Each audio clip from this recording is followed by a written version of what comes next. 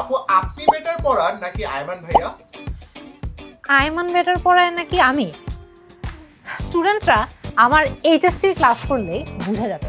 By the way, SSC 26 তোমাদের সবার সাথে তো ঠিকমতো দেখা হয়নি এখন পর্যন্ত। গ্রুপে মনে হয় এই ফার্স্ট কথা হচ্ছে।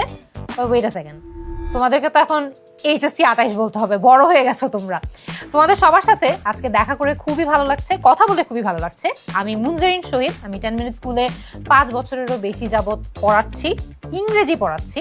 অ্যান্ড আমি ঢাকা ভার্সিটি থেকে অনার্স আর মাস্টার্সও করেছি ইংলিশের উপরেই। অক্সফোর্ডেও আমার সেকেন্ড মাস্টার্স করেছিলাম কিভাবে ইংরেজি শেখাতে হয় সেটার উপরে।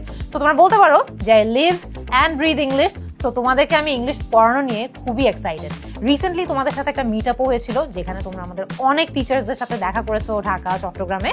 অ্যান্ড আই হার্ড যে তোমরা অনেকে আমার কথা জিজ্ঞেসও করেছো এবং আমাকে মিসও করেছো।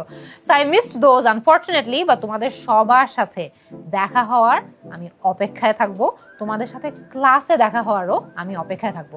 আমি ইংরেজি যখন পড়াই আমার মাথায় কিন্তু সবসময় এই চিন্তাটা থাকে যে কিভাবে এই সাবজেক্টটাকে আরো মজা করে শেখানো যায়, কিভাবে এই সাবজেক্টটাকে আরো এনজয়েবল বানানো যায় তোমাদের জন্য। বিকজ তোমরা আজীবন ইংরেজিকে ভয় পেয়েই বড় হয়েছো এবং ইংরেজিকে একটা বোরিং সাবজেক্ট হিসেবেই আমার মনে হয় তোমরা দেখেছো।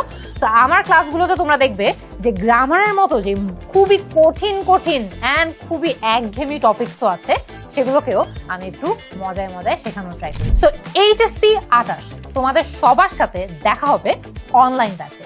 বাই দ্য ওয়ে, তোমরা তো সবাই আয়মানের ক্লাস করেছো, রাইট? আয়মানের ক্লাস কেমন লাগলো কমেন্ট সেকশনে জানাও। দেখা হবে।